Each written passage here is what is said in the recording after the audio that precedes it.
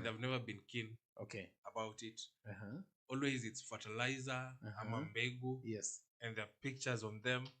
But you know, this is a service, a soft service. And for you to, it's more of a Machiavellism idea. They're more concerned about the end product. Hawataki kujua hapa katikati Kuna nini. And do you think it's intentional, or is it something that they can do it differently? It's just that they don't want to. Unajua kuna tofauti ya, there's a difference between when somebody cannot do and when somebody is not able to. Yes. There's a difference there. Do you think that, is it something that they cannot do, or is something that they just don't know how to?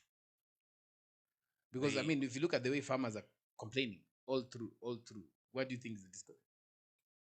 It's something that they have refused to do. Because it will not have a tangible effect on their political supporters. So for them, it is basically support. It's politically. Yes. So what about this? What about this guy? The extension of cells themselves. You see, there's the county government, which we know for sure has allocated very, very, very, very little resources in terms of from the revenue share that they're getting as a county to agriculture.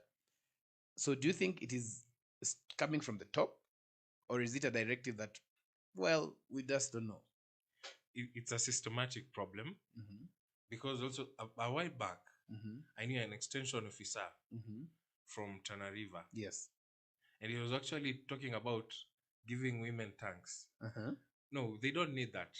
They need advice on ni pesticide gani unatumia on a watermelon, mahindi yetu tunaweka dawa gani. Yes. For them, it was about making money. Yes. Nitafutie project kidogo, niweze kupatia mama matanks, tukulia hapo. Everyone has lost focus. So it is more of tukulie wapi. They have lost focus, their backbone. Ni kutembelea wakulima, kudiagnose their problems, help with crop management, post-harvest, even saa zingine kuwatafutia market, but they have lost direction. For them ni tunakulia wapi.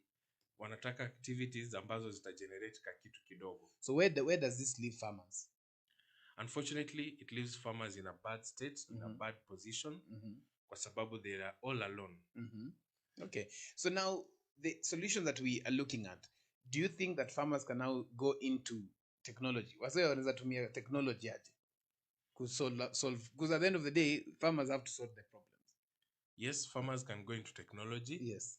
And a lot of farmers have smartphones. Yes. Therefore, I believe this will be a life-changing decision, a miracle worker for them.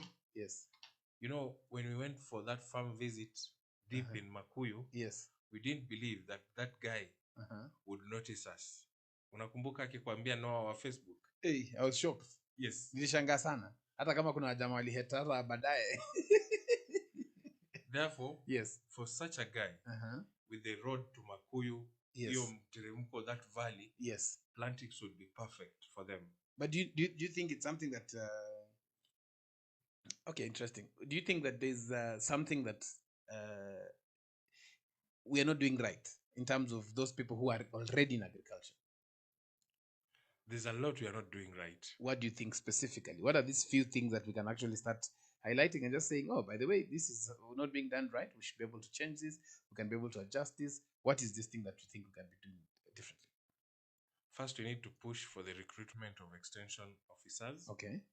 More training for farmers. Yes. Create a stronger community. Agricultural-based cooperatives. Yes. Tujue nani yako wapi. Literally, I would say digital mapping. Yes. Ya wakulima. Then from Apple, you can now pick. Nasaka, we already have that. Assuming they have that, because by the time farmers are collecting fertilizer from government, from county governments, they already have some of this information. So, ni nini ambayo, what can we do with this information? Your information, it's like the Bible. When you read the Bible, when you have the Bible and you don't read it, XID. But also, we can't blame farmers, because some of the things that farmers are going through, the challenge they're facing, it's outright because of failure of specifics.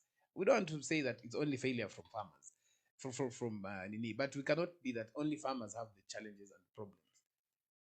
Kitu ya kwanza Noah. Yes.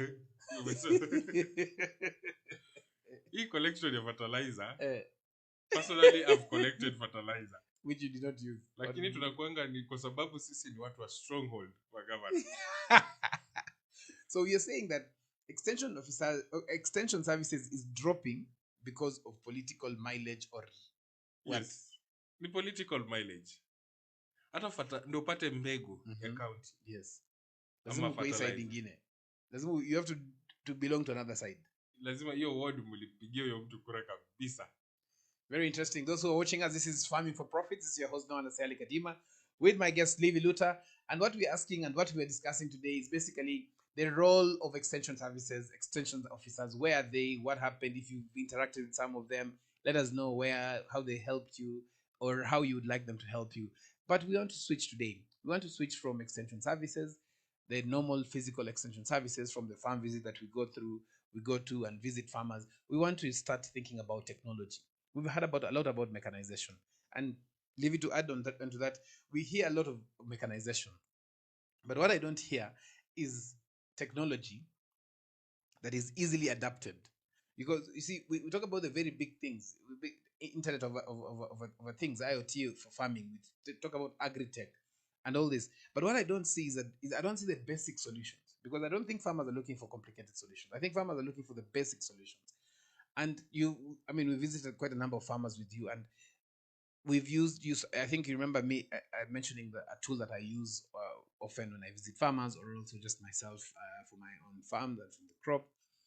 We've used some technology. What is this technology that you have seen that has worked, especially in diagnosing some of the pests and diseases? I know we've talked about so many. Which one is this specifically that you see? Oh, this one definitely works. First, I'd like to touch on something. Yes. In the first technology I've seen, yes, which is free, and its focus is mainly to the farmer. Yeah. It's for everyone. Yes. I was watching some documentary on farming in the UK. Yes. They've actually mechanized a tractor that it drives itself. Yes. By the press of a button, kwa tab. And it's the first tractor to be able to complete a farming cycle by itself. You just press, inaingia kwa shamba, it plants, it plows, it weeds. Wow. But this is the first, and that's very expensive. This is the first solution I've seen, which is free. Yes. Same idea, just an app. Yes. And it focuses on the farmer, on the small scale farmer. Okay. Someone deep down in Subukia. Yes. A farmer in West Pokot. Yes. A farmer in Tana River. It's available to everyone. Very interesting. So let me ask you. We will be sharing this with you, and you've seen. We want to ask you again, as we're discussing this in the group in Africa Farmers Club and in the farmers as well. Do you think that technology can help in crop pest and disease diagnosis? Can it be able to give some of these services that we are looking for from agronomists? We know as well. We cannot put all the blame and burden on extension officers or county governments or governments as well. We as farmers, what is this thing that we can start embracing? We have a lot of technology, a lot of funds going out into technology solutions, and we want to introduce to you one tool that we have used. I have used this tool for some time, and we'll be sharing with you some of the screenshots, some of what this tool can do, and most importantly, it's not just about the tool itself, it's about how can you be able to use it well to guide your farming activities, your farm workers. When you've landed on your farm, and when you've reached there, then you find that the crop is not doing well. What are the first 8 things can you be able to do? When can you do what activities? Can you check weather patterns? So we'll go through some of these features in a short while. This is Farming for Profits. Remember to subscribe to our YouTube channel, our new YouTube channel, Afarmers Media. The other one was taken down mysteriously, but we want to request you to continue subscribing, support, share. For here at the Farmers, we learn, we share, and we win together. So we will be announcing some of the goodies later on in the show, where you, as a farmer, can be able to benefit from, can be able to win, but most importantly, how can you convert your farm into a business? So, Levi, this particular tool, what impressed you with it? What are these 3 or 5? Let's just go with 3. What are these 3 things that impressed you with this? This particular tool, yes, I would say the image recognition, 99%. Sorry? Image recognition, 99%. Interesting. That's very interesting. You're hearing for yourselves, you as farmers, image recognition of the crops and the diseases is almost 99%. Yes. And it's without fail. Hii kitu bana ilipiga picha ikaniambia kitu ni managu. I was even shocked. Inatambua mpaka managu. Hey. Very interestingly, there's one farmer called Shikuku, you know, and very interestingly, now you're hearing for yourself, this can also diagnose the traditional vegetables. I know you're a farmer out there, and this farm, I'm trying to remember the name of his farm, and very interestingly, so something else. There's what we call crop advisory. It gives you advice if you want to plant onions from week 1, the nursery stage, up to the time you harvest. What drugs to apply, when to water, the amount of fertilizer. Crop advisory, generally it can take you a whole season. Inakwambia from 1 week to 14 weeks. Okay. Any crop, kama ni nyanya, from week 1 to week pengine 8, 9, iko na crop advisory. Yes, never seen that before. Very interestingly. So we were taking a short break, and we will introduce this this particular tool, this app that we use, that I have been using, and I'm seeing that some other farmers are also using. We will be taking a short break, and when we come back, we want to see what can technology solutions that are available, especially those that we have used, tried and tested, help us in some of this or some of our challenges. We'll be taking a short break, and we'll come back shortly.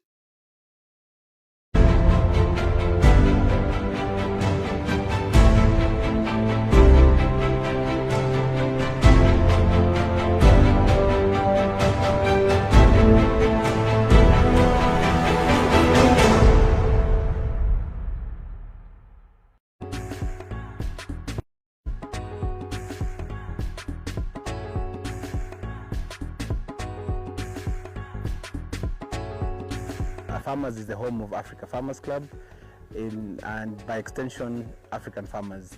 The whole idea behind Afarmers is to transform the image of an African farmer from a producer into an agripreneur, somebody who actually does not think about how to produce onions, but how much is going to be used to produce onions, and so that way then they can be able to transform their vision, they can be able to look at their farms as businesses, and they can be able to know when to engage with the market. What we have done is that we have developed a hub where farmers bring their information, bring their questions, their challenges, and other farmers are there to come out and help. Facebook has not just been instrumental, Facebook has been a working partner for myself as well.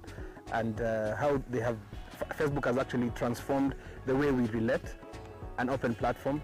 My background is in tech, and I know you cannot build a platform that can reach out to so many people.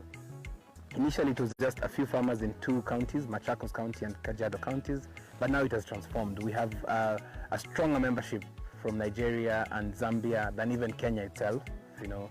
And the reason behind this is the messages I get from different farmers across Africa. And then something interesting came to my mind, and I thought about using the camera.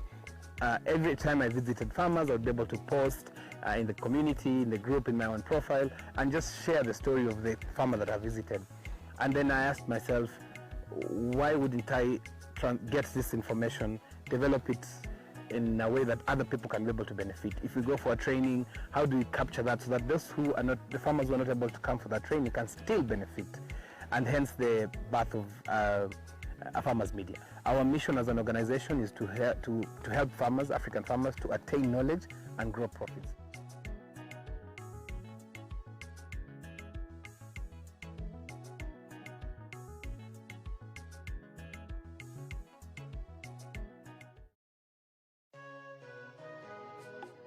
Amaranthus, or locally known as terere, is a highly nutritious vegetable that is cultivated and consumed as a leafy vegetable in many parts of the world.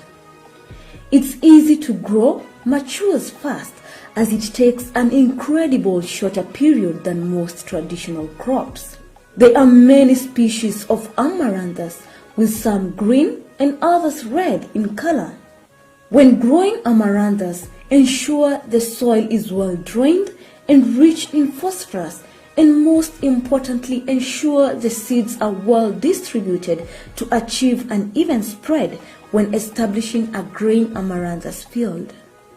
Amaranthus is especially loved for its tender leaves and for their healthy dose of ions, vitamins, and a range of minerals.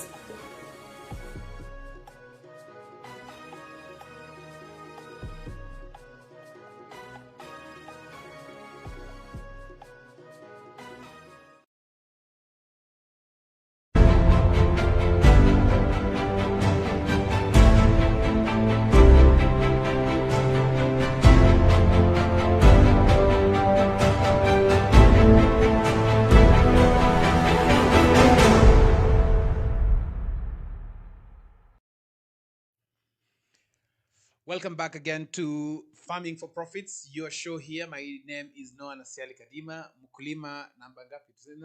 Number one. Yes, thank you for joining us back. We're talking about technology. How can technology help us solve some of the challenges that we're facing, especially the decline of extension services here in Kenya, across Africa, and also in some of the countries. We've seen challenges that farmers are facing, especially in countries like India. Major challenges, major losses. Some of the for them, especially when it comes to climate change, it has really messed them up. And we're asking you as a farmer, what are the solutions that you are using in your own farm that can be able to give you some of that can guide you? You know, something that we know the decrease, or rather the extinction of extension officers ever since it was a funded project. By the way, I was talking to somebody from Ministry of Agriculture, and he mentioned that extension services has always been a funded project, but now it has been devolved, and the county governments are not doing much to help this problem. You've mentioned that some of the challenges that the county governments might be facing are as basic as not being recognized politically, yes, not allocating enough funds for agriculture, not taking not having the heart of farmers particularly.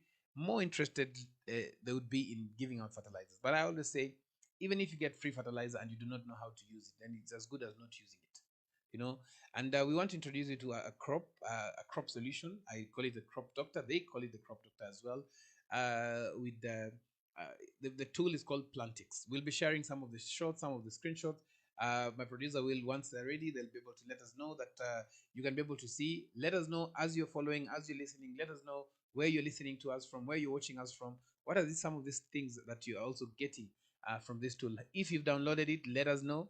We will, on top of after every break, we'll be looking at who is sending messages. We want you to download. As you're listening to us, if you can, go to plantix.net or go to your Google Play Store and download Plantix. Plantix. Plantix. And you will be able to see what we are doing, what we are talking about. It's a brilliant tool. It's a tool that I've used. Tools many people have used. Leave you to me at Plantix. Yes, I've used Plantix. Ukakuwa crop doctor pia wewe. Nikakuwa crop doctor. Umeanza kuwa crop doctor. Hata niko na PhD tayari. Nasikia kwanza, in fact with that discussion, I hear that you cannot be an agronomist if you've not studied agriculture. You cannot be in this industry, you cannot work with farmers if you've not been in this. But it's very interesting. A friend of mine who is the CEO, the global CEO for Yara, has never studied agriculture. I was talking to him the other day and he told me he has never studied agriculture. He's not even a farmer. So is it a disconnect? Is that also what is helping reduce this some of these opportunities that farmers might be facing, might be having? The thing is, there are so many solutions to giving farmers. And a lot of solutions that have actually helped farmers have not come from agronomists.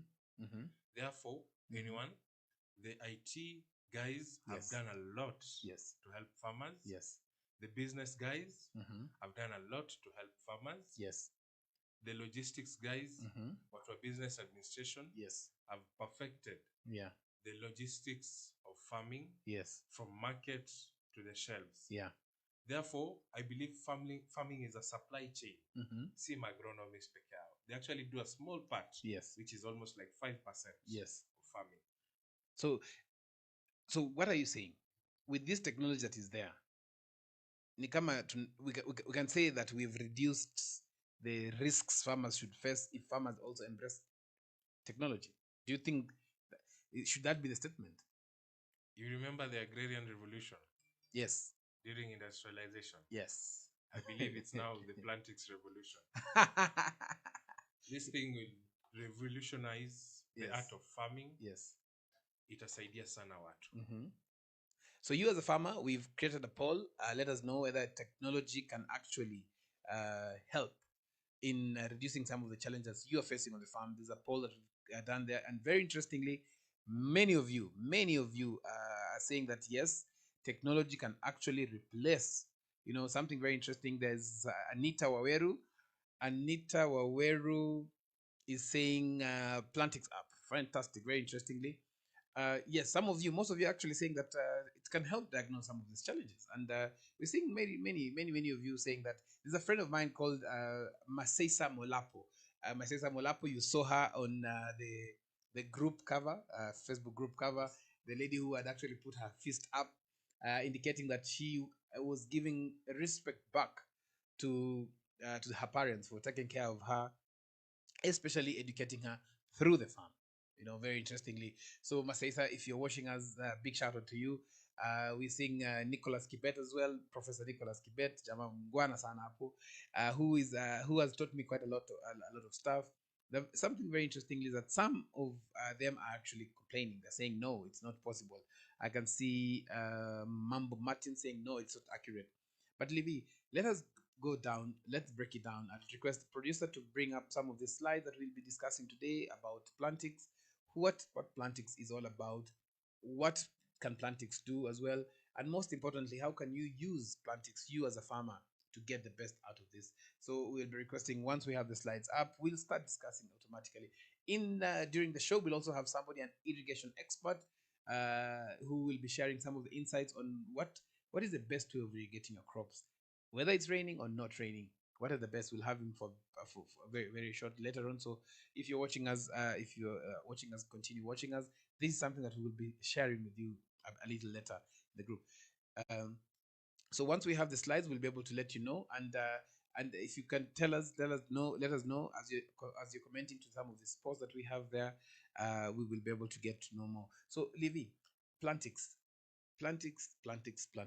I started using Plantix in a very very interesting scenario, and I've used it up to now.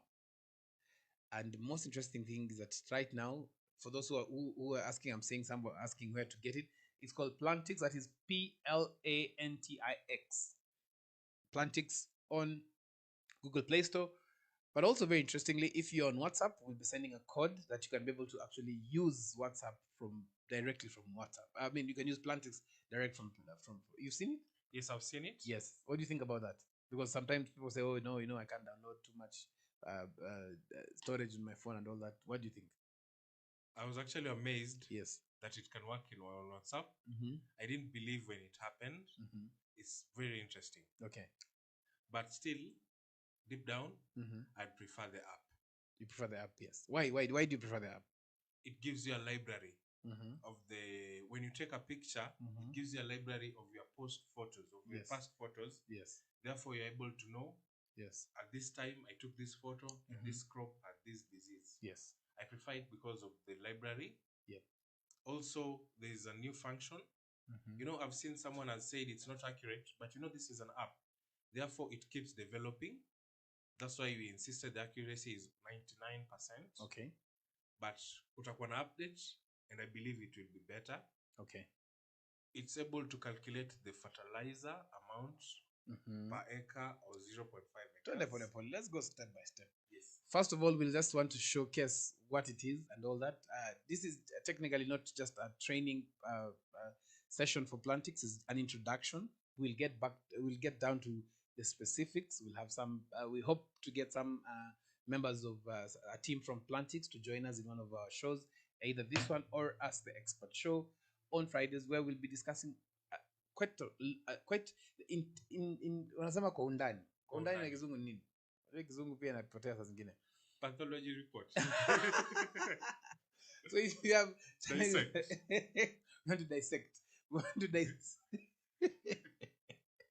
Yes. So I don't know if we have some of our shows, the app, the slides. Yes. So we'll start with the second slide probably, and just to talk about what Plantix is all about, the agriculture app, what it does, and all that. So we'll just break it down. The second slide talks about what it does. We have image recognition. We have management options on how you can manage some of this. We have online community where you can discuss a lot of it, a lot of challenges that farmers are facing and solutions, and customizable solutions, especially post diagnosis using Plantix as the app. We also have crop advisory. Something that you're mentioning today that you saw very interestingly is that it can actually give you a guide from start to finish of a crop. Yeah, tell us more about that. If you want to plant, let's assume onions. Yes. It tells you advice from the nursery stage, week 1, what to use, including even the fertilizer, the amount to water, how to use pesticides. Do not spray when it's windy or sunny. It gives you what to do on week 3. It gives you what to do on week 4. That's amazing. That's very interesting. So it gives you a step-by-step, week-by-week activities. Yes. So let's just go back to the slides there and just look at that first slide that we're discussing there on image recognition. And this is very, very interesting because Plantix actually can recognize up to 500 plant pests, diseases, and nutrient deficiencies automatically. Yes. Just to add on that, there are actually apps which recognize plants and the type of leaf, the type of flowers. Yes. But this is very unique. Yep. Because it's able to diagnose what's affecting your crop. It's not just any plant recognition. Because the apps which do plant recognition, yes, but it will tell you this is passion fruit, but haitakwambia hiyo passion fruit yako iko na shida gani. So ina recognize too. So there's a difference between recognizing the crop and recognizing the pest or disease or nutrient deficiency. Very interesting. And also, see, it not only recognizes ugonjwa manini. There have been instances where nimeambia your crop is healthy. Yes. Yeah. Exactly. Very interestingly. Actually, that's something I was going to, not every time you go to the doctor, that the doctor says that you're sick. Sometimes you just go for a normal checkup, but you never know. So it is always better to get a clean bill of health. Yes, than getting how to diagnose. Something that also very interestingly is that apart from just we're still in the stage of image recognition. 500 crops, 500 plant pest diseases and nutrients. So it can recognize almost all crops, especially in farming. I mean, you might not get Lantana camara as something that you should diagnose and all that. Probably it should give you like how do you use it specifically for farming. Something else that is very interesting as well, looking at the Plantix as well here itself, is that you can get early disease alerts. You can get early disease alerts if you enable your location. You can be able to know, is there any challenge that you're facing as a farmer? Is it anything that you can be able to see? Remember, Plantix is an app it's actually your crop doctor. Plantix is your crop doctor. It is your crop doctor. We are seeing some of the comments there. Olelele, one himself, Olelele is already right in studio. Is waiting we will be getting him in a few minutes to talk about just irrigation. But going back to just the topic that we're discussing, on the slide that is up there, management options. Plantix can help you manage how you treat your crops. It gives you solutions, both biological and conventional. Why do you think this is important, Livy? On crop management, a lot of guys have been given information which is not right. Okay. Especially when it comes to pest and control, especially kuweka kiasi gani ama kiungo gani ya dawa ama fertilizer kwa mimea. So it's basically the ratio, the exact ratio that you need to use during spraying, during fertilizing, when you're managing the crop. Yes, especially it would help our watu wakulima na simu. Kwa sababu wakati wengine unaambiwa telephone farmers. Yes. Perfect solution for them. All right. Because mtu akikwambia I've used 3 bags of fertilizer Yes. kwa quarter acre, ingia kwa mara moja na naambia hapana nani. Hapo umeniseti. Bring my 2 bags back. At a level in 2.5 bags back. So very interesting. Some of the features we're just discussing. Some of the features, what that Plantix is an app, the plant doctor, what it does, and all that.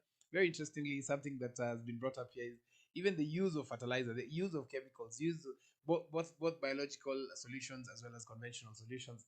Very interestingly, even if you want to do, you're trying out, it's called organic farming. You can actually even get biological solutions on how to manage your crops well, because that becomes one of the biggest challenges.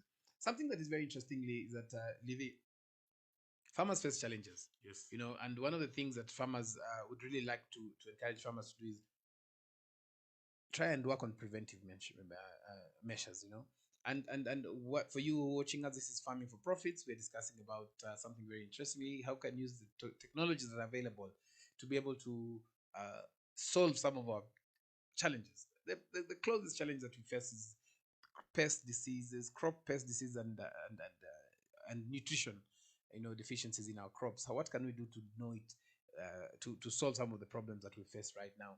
And one thing that the Plantix does, it gives you preventive measures. You know, it gives you information on how to protect your crop from the next attack.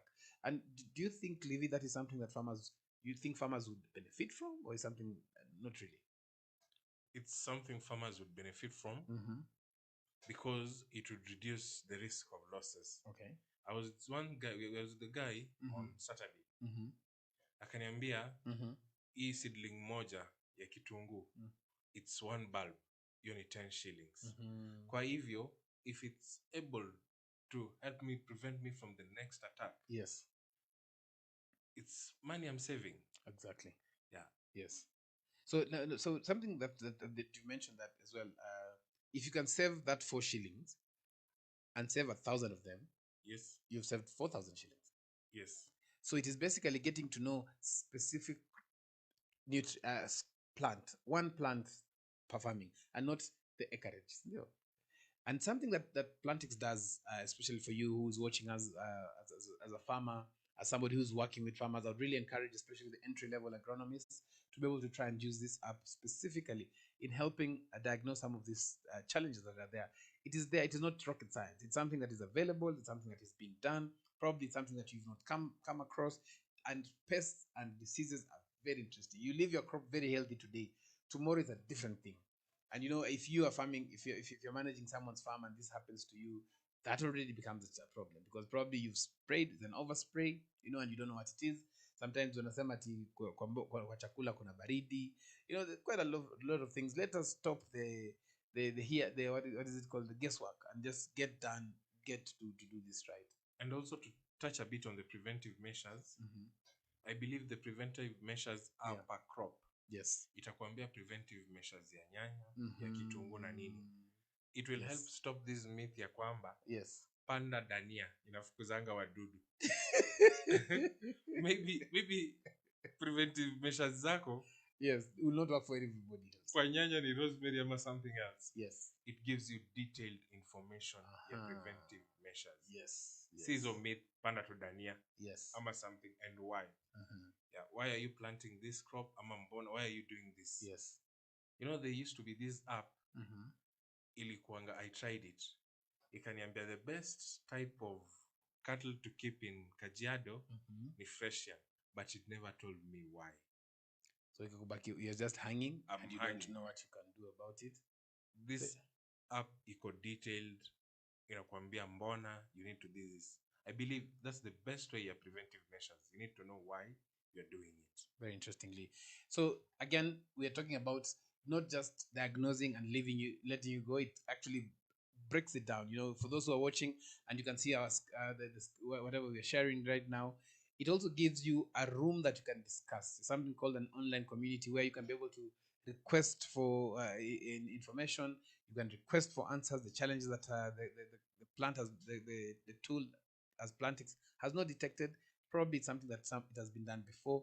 We are learning from experts, and we are hoping that we'll have someone from the Plantix team join us during our Ask Expert show. Something interestingly as well is a crop advisory. That is a particular part of the whole app that really help me. It gives you specific, precisely different stages of the cultivation cycle. Killer stage, as you mentioned earlier, seedling stage. In fact, there's something that is very interesting also that starts with land preparation. It starts with land preparation. That's awesome. It gives you land preparation, what can you do with it, and how to prepare nurseries and all this. Something very interesting as well. It helps you, it asks you to try new things, the information that is there, try a new crop, try a different crop, a crop that you've always wanted to do. It also helps you get to know what you can do to act on the information. It asks you questions, learn all about the correct use of chemicals. You don't just have to use chemicals. You have to get to know the correct, and something that you're mentioning about mixing in the tank. There's something that you mentioned as well, like it gives you what to spray, but also shows you how to spray. Just talk about quantity. That. Yes. It gives you, I've seen the option in a Kwambia pump, 20 liters. Mm-hmm. Then you input the chemical, then it gives you ratio ya kumix. Mm-hmm. Therefore, unajua if I'm using this, unaweka pengine 5 ml kwa 20 liter pump. Okay. Yeah. Mm-hmm. So do you think that is important? That's very important. Mm-hmm. Kwa sababu iko wakati wengine, yeah, unaweza do excessively. Yes. Mimea yako ichomeke. Basically, it reduces your losses. Yes. And also, yes, excessive use of chemicals. Some kuna chemicals zingine zinaweza affect your health. It's a very good measure. Okay. So just before let me just cut you short briefly. I'm being told we're supposed to go for a break shortly. One thing that before we leave this particular slide is that it helps you. Plantix has over 600 disease descriptions. 600 disease descriptions. We don't need all that if you're managing a crop, And what do you think this tool can be used for? Here's another good challenge. What do you think we've seen that there's a specific activity that is very important in our farms. What do you think this tool can be used for? For 600 different crops, yes, I would say it can be a library. Perfect. But something else is that they actually call it the disease library. What is this activity on the farm that we've always talked to farmers about that is important for them to do before spraying, before fertilizer, before watering? What is this activity? If I would say scouting. Perfect. Yes. So you as a farmer, scouting is one of the most important activities before spraying, before feeding the crop, and all that, even getting to know how to do it. Now we have a solution. We're going for a short break. Make sure the only place you go is go to your Google Play Store. Go to your Google Play Store. Check for Plantix. That is Plantix. Plantix. Download it. Start using it. We're going for a short break. And when we come back, we want to diagnose some of these things that are facing, that challenge that you as a farmer is facing as a challenge. We have Plantix. Make sure you do that. If you don't have an Android phone, we will be putting the link on how you can be able to use WhatsApp, and you can use Plantix using WhatsApp. We'll be taking a short break.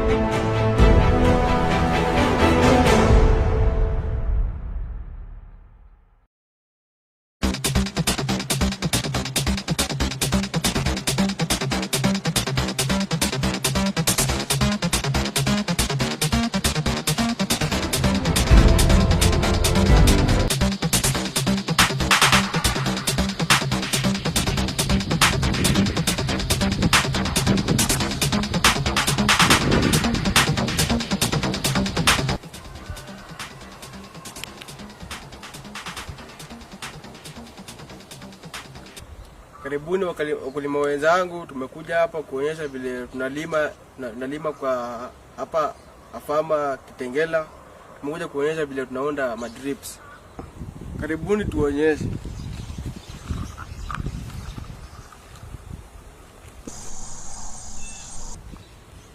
Tunaunda hivi juu ukipanda mimea kuna ile kitu ya kunyunyuzia juu, kinyunyuzia juu itachimbua hii mimea. Ni heri tunaweka hii ndio angalau hii mimea isitoke. isichipuke juu yani. Wakati unaweka madrips na make sure hizi mashimo zimeangalia juu. Juu zikiangalia chini ndio ukifungulia maji kienda itaziba hiyo mashimo.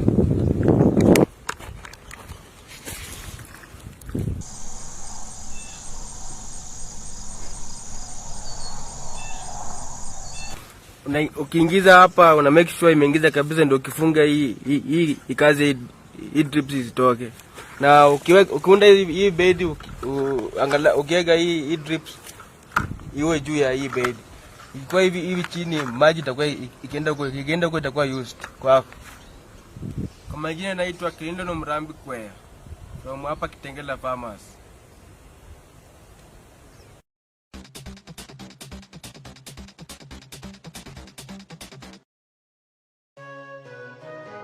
Spinach is a dark leafy vegetable that originated in Persia. Spinach is a superfood as it is loaded with tons of nutrients in a low-calorie package. Spinach has been used by various cultures throughout the history. Spinach is a versatile vegetable and can be eaten raw or cooked.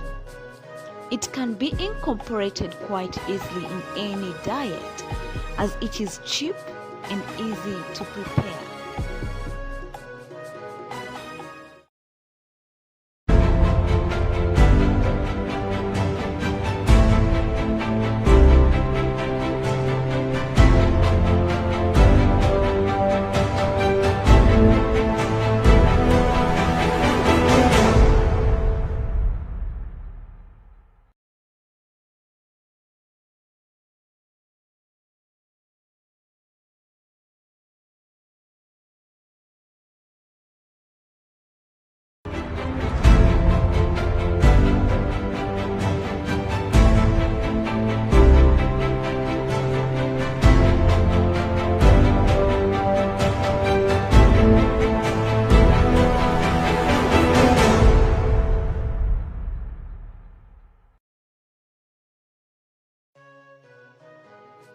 Eggplant is an elongated shaped and dark purple fruit, and its leaves are large, ovate and slightly red.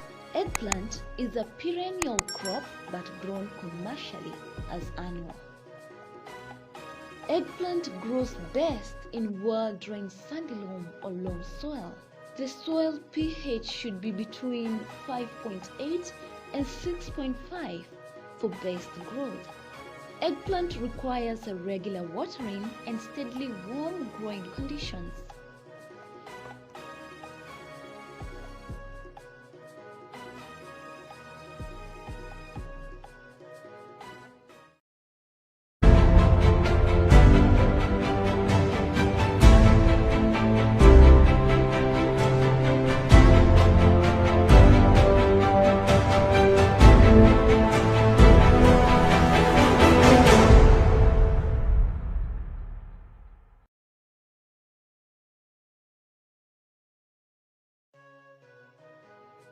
Eggplant is a popular versatile vegetable that is glossy and purple. When attached, and meaty white flesh dotted with small clusters of beige seeds. The unripe fruit is consumed as a cooked vegetable.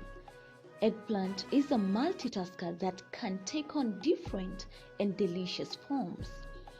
Eggplants are a great source of vitamins and minerals.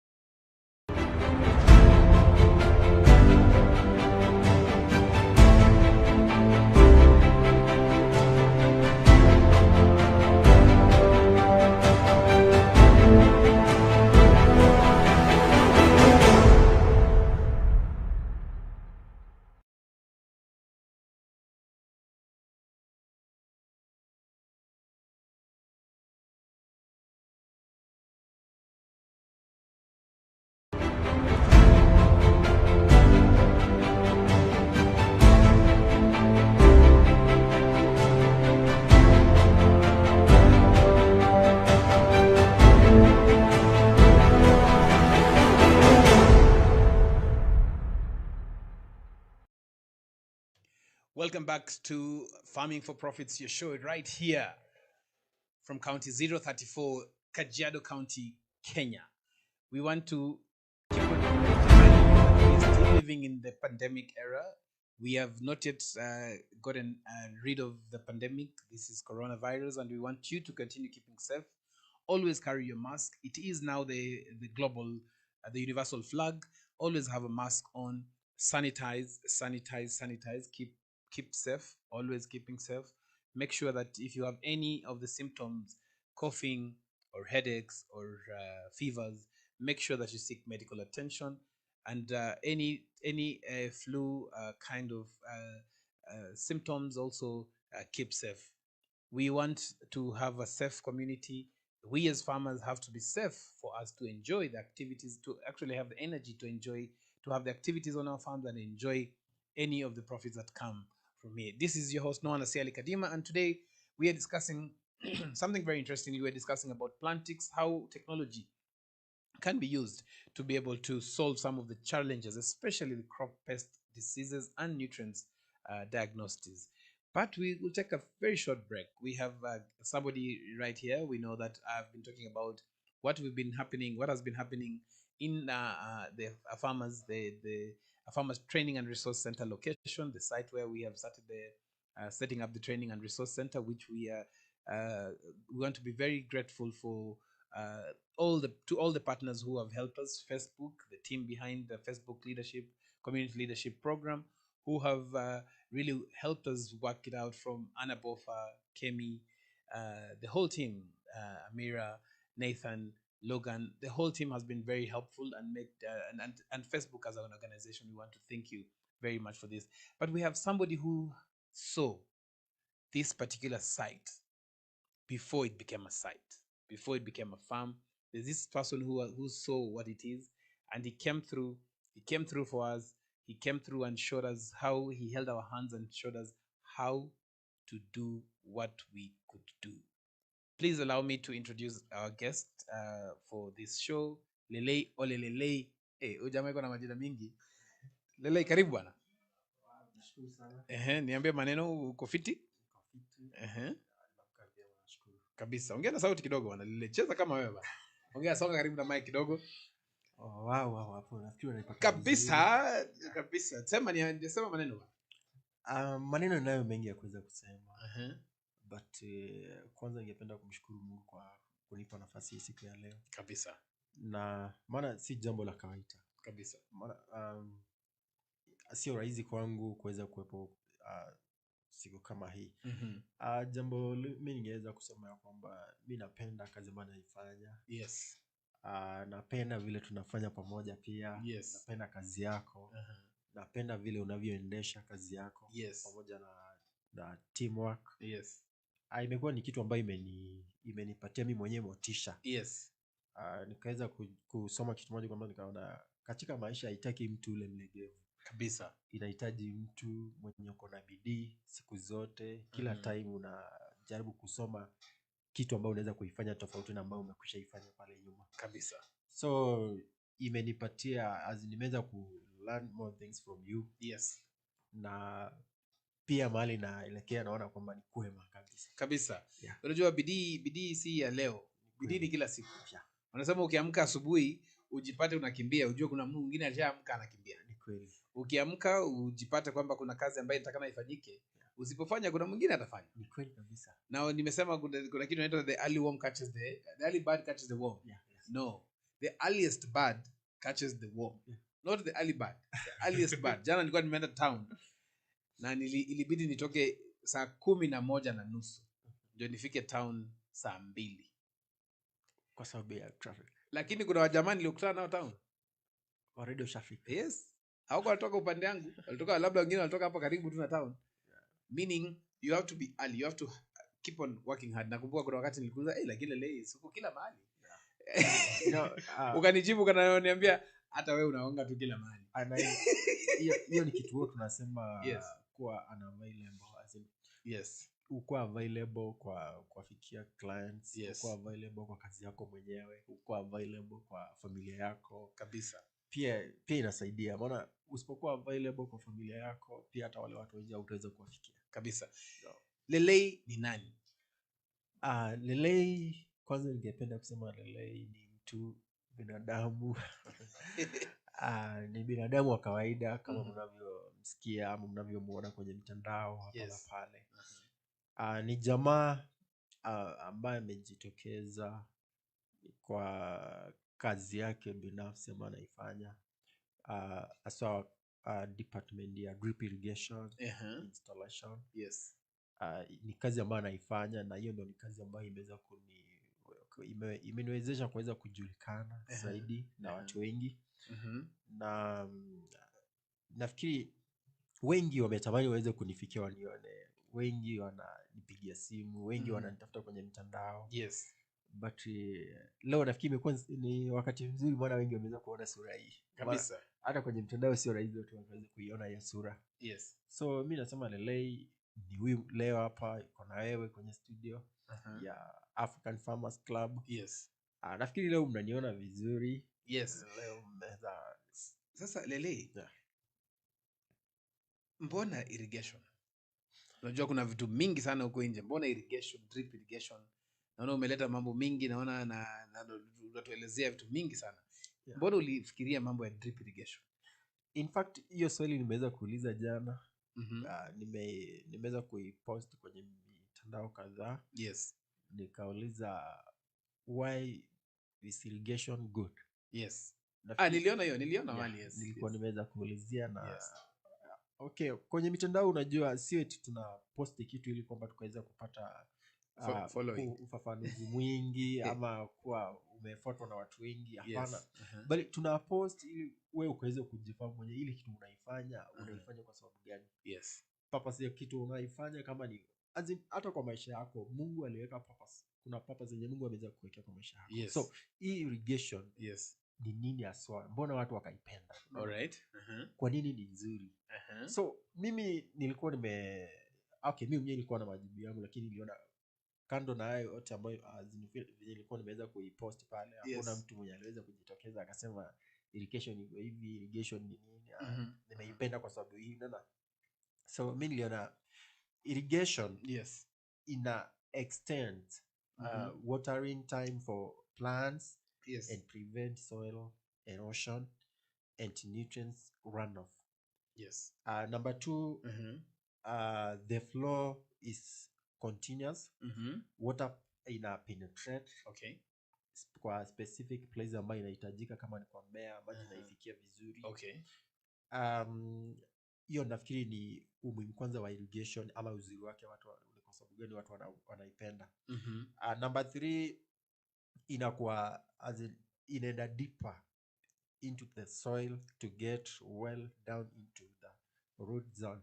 So unapata mtu kama hujajua kwanza umuhimu wa irrigation, kuna irrigation kadha wa kadha. Kuna basin, kuna furrow irrigation, so kuna ile overhead irrigation, kuna surface irrigation. So hizo zote zipo, lakini sasa watu wengi wameweza kukimbia kwa drip irrigation. Which is the most effective? Tuone na ukweli. Unajua acha nikwambie, wewe ni mtu wa Mungu. Tuone na ukweli. Gani ambayo inafanya iko na faida? Tusiangalie gharama kwanza, kwa sababu nasema kila kitu iko na gharama. Hata ukilala uko na gharama. Hata ukikula kuna gharama. Tusiangalie gharama kwanza. Gani which is the most effective? Because kama iko effective, it definitely means that it will also help us save cost somehow. Which is the most effective watering of crops? Is it furrow irrigation? Is it overhead? Nasikia kuna sprinkler, kuna rain gun. Nimeona kuna rain gun pia unaanza launch. Kuna rain gun, kuna rain hose. Yes, and then sasa kuna drip. Yes. Okay, hizi department yote irrigation enye naona iko more effective, mimi nitasema ni drip line. Kwa sababu drip line, kwa mfano maji unanunua na unainyunyizia kwenye mmea. Ile wakati vile tumedesign drip ama nikikudesignia shamba yako, ninaipanga muda ya amount of water ambayo itakuwa inatumika kwa hiyo portion ambayo tumedesign. So which is unapata wakati unatumia maji kama ni ya kununua, haitakuwa na hiyo gharama. kabisa. Maana tunahesabu kama kwa quarter an acre unatumia 30 minutes kuirrigate your quarter an acre. Yes. Na itakuwa imewet vizuri. So ukifanya calculation yako na an acre, juu unapata kwa an acre inaingia 27,154 gallons kwa acre moja. Livi. Yes. Hesabu iko hiyo. Mbona semanga hesabu ya madawa na fertilizer? Kuna hesabu ya maji, my friend. Hadi inaneka kuna 27,254. If you're watching us, we'll be asking you that later on. 27,754 gallons. Gallons inakwanga what I live leo. Gallons, how do you measure gallons into liters? I'm not sure. But you know the world of today. Yes. Inaona in zeros and ones. Watu wanataka numbers. Yes. Yes. People are so keen mpaka they would want to know is spinach inatoa matawi ngapi kwa wiki na nitauza pesa ngapi. Therefore the type ama the approach Olele is taking, hiyo ndio watu wanataka. Hapo ndio tunataka watu waende. Yes. Lele, kuna faida kwa ukulima? Wale wakulima umetembea nao. Kuna faida kwa ukulima kwa yule ambaye amegain, ameweza kujua ameweza kujua challenge ambayo pia iko kwa ukulima, unaona? Yes. Maana kitu ya kwanza mimi ningesema kuna faida ni mtu ambaye umechukua muda wako, umejifunza mengi, umejua drip line iko na disadvantage gani. Hiyo pia. Then faida yake ni kwamba kama umezingatia hayo maagizo yote mambo na farming, hapo ni guarantee kuna faida in the end of the season wakati umeshamalizana na kulima. Very interesting. Sasa swali moja nataka kuuliza ni sasa watu wameweka drip. Why do some people think how long kitu ya kwanza drip takes how long? Okay. Ukiweka drip quality mzuri kwa shamba. Drip line. Tuko na quality mbili ya drip line. In terms of thickness, wall thickness kuna 0.3, kuna 0.38 thickness na kuna 0.4. So ukiangalia discharge ya maji pia ina differ. 0.3 na 0.38 na 0.4 maji yake iko tofauti kabisa. In terms of discharge. Okay. Unapata 0.3 maji yake inatoa 1.0 liters per hour. Na 0.38 inatoa 1.3 liters per hour. Unapata 0.4 thickness inatoa 1.5 to 1.7 liters per hour. So ile quality matters. Quality matters. So asi at drip line tu. Pia quality pia ile kitu tunaangalia tena. That's why what na require site visiting. Tunataka tujue ground yako, weather ikoje, maybe ni hot, unaona, utapata kuko jua mahali kwingine ni baridi. So hizo vitu tunaangalia ndio tujue ni drip line gani tutarecommend, ni material gani tutarecommend ambayo itaendanisha na hiyo weather ya shamba yako. Very interestingly, those who are watching us, this is engineer Olelele kwa group kwa Facebook anaitwa Olelele Irrigation Tips Hub. Hey. So Livi, unasikia story ya engineer? Nasikia story ya engineer. Kuna tofauti ya agronomist na engineer, my friend. Ndio. Nilikuwa napenda kuuliza swali. Yes. Assuming mimi ni mkulima. Tajua aje umenifanyia kazi mzuri ya drip installation? Because I read a story somewhere. Yes. Baada ya mkulima kuwekewa drip, aliingia YouTube. Akasema mbona mjaniwekea shimo mbili? Naona hapa kuna ingine inatoa maji twice. Double emitter. Yes. So how do I know ama how do you quantify kazi mzuri ya drip ndio nikuweke tick? Okay, number one, the reason tuna survey na kufanya consultant kwa shamba inakuanga ni vizuri technician ama huyo engineer kuulize type ya mmea ambao unaenda kupanda ni gani.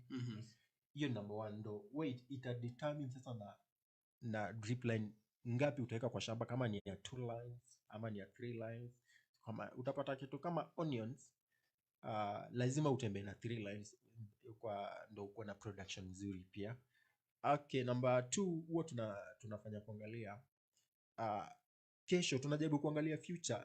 Mimi mwenyewe binafsi huwa naangalia future ya huyu mkulima. siwezi angalia tu ile amount ya cost ambayo itaenda kwa hiyo shamba yake, ama ile pesa ako nayo, ama niangalia ako na pesa. Hapana, najaribu kuangalia future, because anaweza hitaji kesho akuja apande vitu za 3 line ya drip line, na already nishamwekea 2 line. So utapata inakuwa ni balaa kwake kuweza kunitafuta tena nikuje nianze kuchimbua tena hiyo shimo, hiyo mchanga, nitoboe shimo ya 3. So inakuwa ni ngumu. So what I do, huwa nafanya advice to design shamba yake na ikuwe ni rotation crops, in such a way that unaweza funga shimo moja ama shimo mbili upande watermelon na line moja, unaweza funga shimo moja upande na mbili upande kama ni tomatoes, kama ni French beans, unaona. So ita work. So ukitumia 3 line itakuwa ni rahisi kwake kuweza kuoperate na hiyo shamba yake than hizo 2 lines. Kwa hivyo process kwanza unaanza na site survey. Exactly. Una analyze shamba, unaana vile flow ya maji itakuwa, weather pattern. Wewe unatumianga nini gani, app gani ya weather? Mambo na weather. Okay, leo nataka kuchanua vile ulinichanuanga. Kidogo hapo sitakudanganya. Mambo na weather sijaweza kukimbilia sana kuangalia eti niwe na pattern ya kuweza kutumia, but what I do, mi huwa naenda hivyo vile iko vile unaangalia jua, naangalia tu ground. So warrior mwenyewe. Nitaangalia ground vile ipo. Leo nataka kukuchanua lile.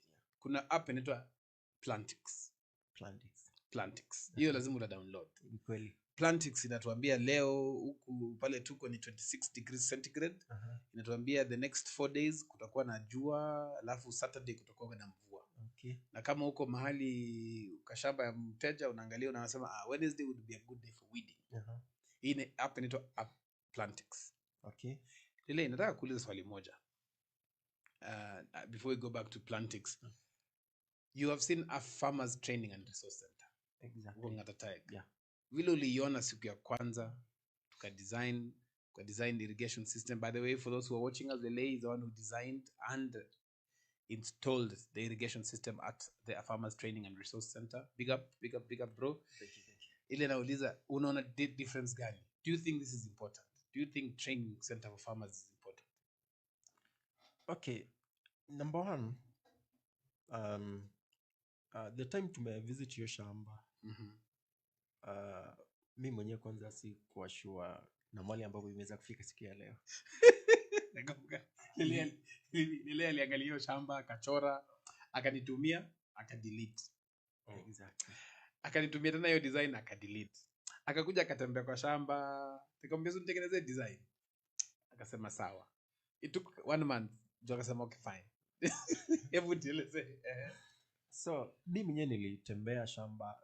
I think I remember the first time ilikuwa ni bush kabisa, miti kabisa imejaa. Bush hata haungeweza kujua uko wapi.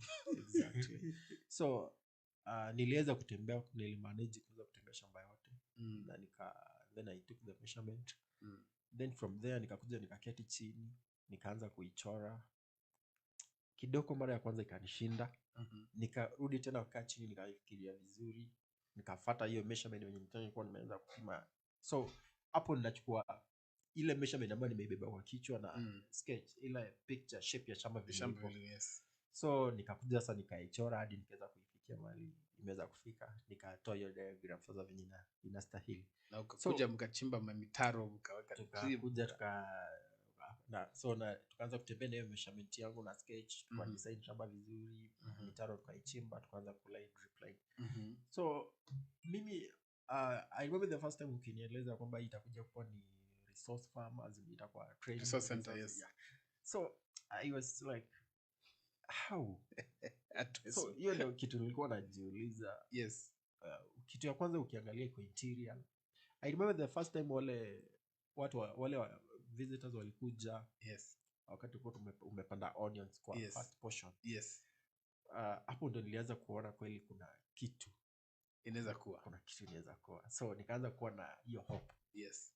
Matumaini yangu ikakuja juu, nikaanza kuona kweli hapa kuna kitu ambacho inakuja kufanyika. We are very grateful. Asante sana kwa usaidizi wako wote, and we will be calling you there when we want to officially launch the center, but also to guide and show people that and train young people on just basic irrigation setup, what they can do and all that. And just your last word to farmers. Wakulima, ungependa kuadvise wakulima wafanye nini? Kama nimeambiwa kamera ni ile, angalia ile kamera, uambie wakulima kitu.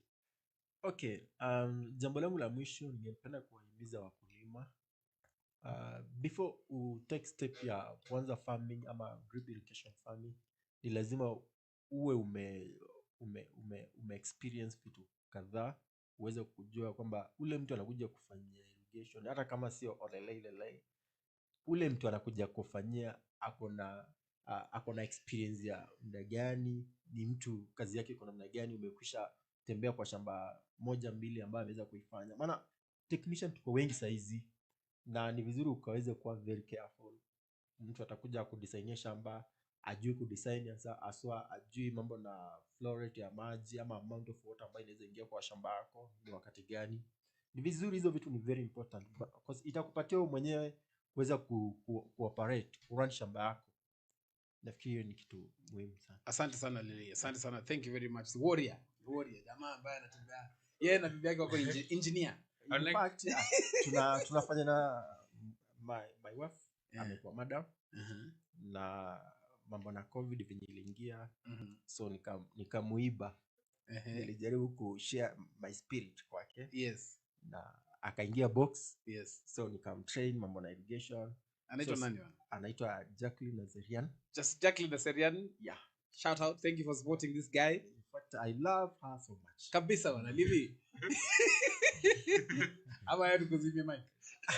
Just as a parting shot. Yes. Ningependa kuambia Lele ya kwamba the Chinese say the journey of 1,000 miles begins with one step. Yes. Yes. Thank you very much. We'll be taking a short break. Thank you very much, Lele, for being here. Yeah. We'll be taking a short break. We will be coming back with Plantix to dissect more. Thank you very much. This is Afarmers Media, where we tell you the stories of African farmers. We'll be taking a short break.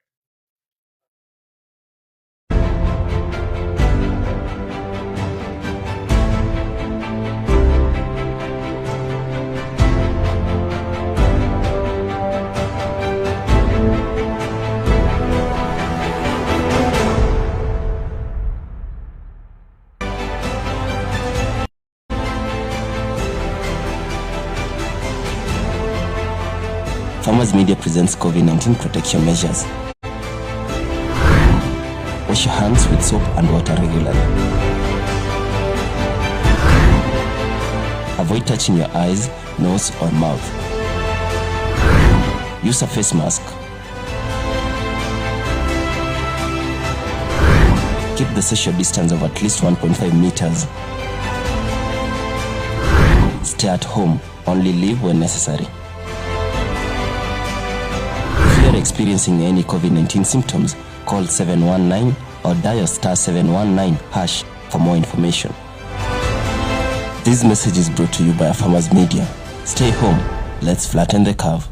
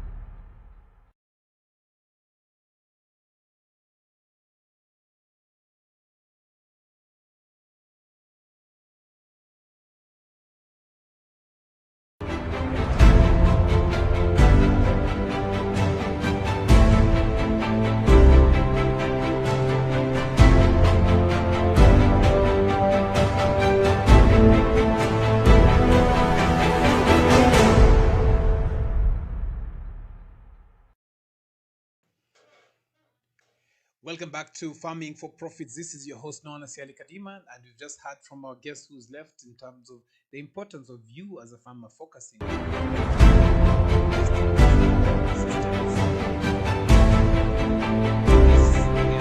is something that we are working on and making sure that we bring to you experts who will guide you, who will guide us, people who've worked with us. And you've just heard from Olelele, who is one of the people who have actually seen the transformation of the farm. That's the training center, African Farmers Training and Resource Center, is being hosted. Livy, you've been there many times. Yes. What do you think about the solution about in terms of farming, making sure that they're getting the right information, especially from the experts? Thank you so much. First, I'd like to touch something on the weather. Plantix gives you the option on a day-to-day basis, yes, of the weather and the activity to do. You know, I was with this guy in the morning. Yes. Mali nilikuwa napata chai kidogo. Akaniambia alisikia mahali kwa radio ya kwamba ni kama itakuwa inanyesha weekend peke yake. And I've actually just looked at the app. It's true. It will rain on Saturday. Yes. Yes, and the temperatures will be a bit high. It's true it will rain on Saturday, but between now and Saturday, yes, inakupatia to small activities to do. Kama today, because it will be a perfect day for weeding. Yes. Hizo activities. Yeah. So let me ask you, is it that I'm still going back to the same question I was asking earlier on. As we look at Plantix as a solution, is extension officers is it something that extension officers can also even use, or who else apart from farmers can use this? Noah, actually, I don't know how to express myself. Yes. But it depends with how extension officers will embrace this technology. Yes. Ni kama ile wakati wa mobile phone. If some companies had just said, okay, maybe let's get our clients the 100 phones, wangekuwa still in business. Okay. And they actually retrenched guys. Yes. Therefore, it depends with how our agronomists will embrace this technology. Yes. If they take it positively, do we gain? It will work for them. Yes. Because you can't fight technology. Yeah. So let me ask you, let's go down. As you're watching us, this is Farming for Profits, your show here from County 034, Afarmers Media, bringing to you information that helps you attain knowledge and grow profits. And we're discussing about the use of technology in helping in diagnosing our crops, pests, diseases, and nutrients. And we're digging in deeper. We're dissecting it, these challenges using Plantix. And if you have downloaded, let us know whether it can work for you, what you're doing, what you're seeing from Plantix. Something that is very important, as we have discussed earlier on in the show, that it has a database of 500 plant pest diseases and nutrient deficiencies that it can detect automatically. It has also a library of more than 600 disease descriptions that making it a disease library that affects diseases that affect horticulture, basically the crops that we grow here in Africa. You, as a member of Africa Farmers Club, it is a tool. It is a must-have tool, especially as a farmer, as well as an agronomy. Some of these things are not, we don't remember all the time. You know, sometimes we might think we remember, and it's not a contest. You don't have to remember everything. You know, it's not an exam. When you go to a farmer, I have used it in my own farm. You've used it as well, Livy. Yes, I've used it. Yes, and other farmers have also used it. So it's not rocket science. Extension services have to evolve themselves. You know, extension officers have to evolve. Entry-level agronomists. The other day in the group, you had some war between some young entry-level agronomists that were fighting with this. This is my best farm. This is my best photo. This is a photo of my farm and all that. That doesn't have to happen. You know, that doesn't have to happen. And we urge you as young entrants into the industry, keep on doing what you're doing. Keep on doing well what you're doing. We as farmers are your clients. So the way you carry yourself, the way you behave, the way you treat each other matters a lot to us, because it shows basically how whatever we should expect from you. Again, it is not something that you can be proud of by saying that I am the one who won the fight. There's no war in this world, you know. Basically, it's a difference in attitude, difference in opinions, and all that. And sometimes you have to make sure that you are not being used to fight wars that are not yours. Even if it is your own war, you have to choose which one to flex your muscle. You don't need to flex your muscle for everything. You know, there's a saying, a very interesting saying that you don't respond to a mosquito bite everywhere with a hammer. Yeah, you don't. And so you, as a young entrant in the industry, the roles have changed. The roles of agronomists have changed. We have both the sales-based agronomists from companies, and we have those who are able to, consultants who can be able to help farmers be able to get much more. All of you have to work together to make sure that we as farmers are successful. Did I tell you, by the way, I applied for a course in one of the universities. Niambie. Nili apply. Yes. I applied to be to study agriculture. That was 5 years after I started farming, because I wanted to excel in my skills. But I got a rejection. Oh, how sad. I got a rejection. They told me that, I have the letter Makaleo. I was told that I don't qualify for that particular course. But very interestingly, now we are having some of the young people from this particular university being attached in some of our farms, which is something amazing. And so you, as an entrant into the industry, make sure that whatever you're doing is something that can be able to, you can feel proud about. Whatever you're posting, remember that on social media is where we are seeing you. On social media is where you're getting, we as farmers are giving you business. So how you package yourself, don't package yourself so well.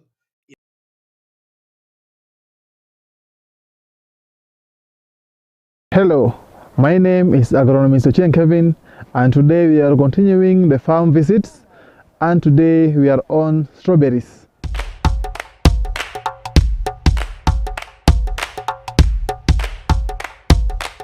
Today I'll show you how to plant strawberries.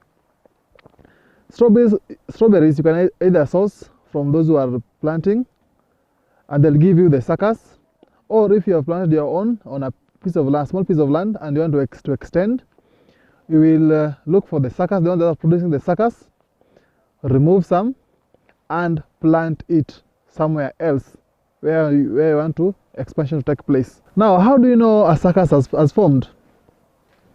I'll show you slightly.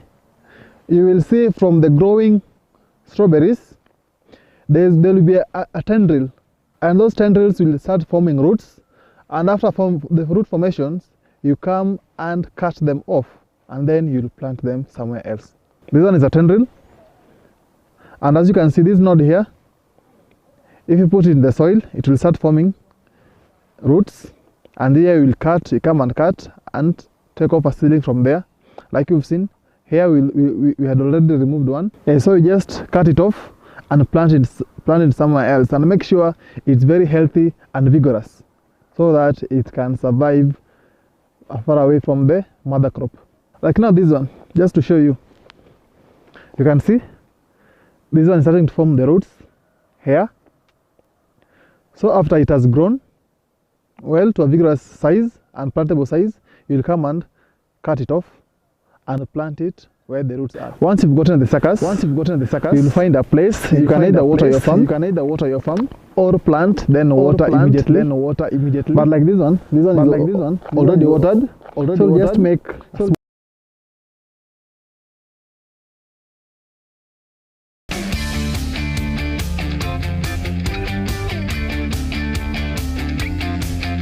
One of the most important activities on our farms is scouting. Why is it important? Because you get to know what is affecting your crops on a daily basis. Join me, Noah Nasiali Kadima, every Tuesday, 7:30 p.m., where we guide you to attain knowledge and grow profits.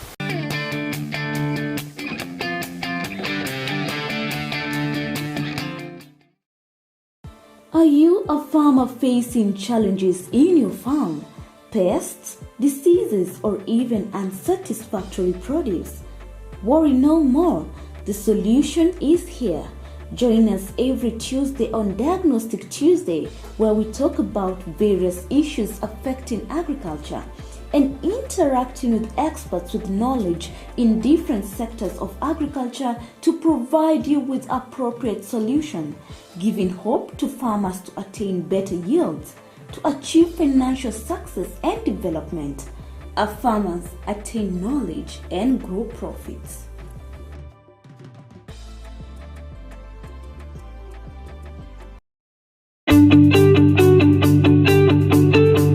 As we quickly progress from agriculture to agribusiness, market is key. Join us every Wednesday as we bring to you Market Watch, a show that covers candid discussions regarding the state of the market. Tune in and let's turn our farms into businesses.